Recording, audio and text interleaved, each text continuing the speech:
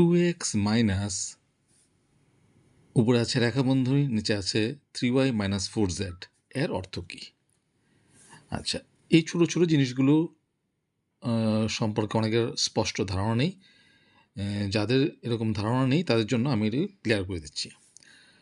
2x minus 3y minus 4z উপরে বার bracket বা রেখাবন্ধনী, এটার অর্থ হচ্ছে 2x minus 3y minus 4z।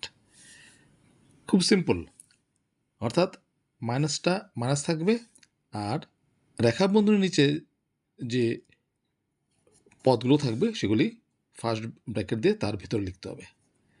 এইটার যে অর্থ এটার সেম অর্থ, এটি হচ্ছে তার তাৎপর্যটা।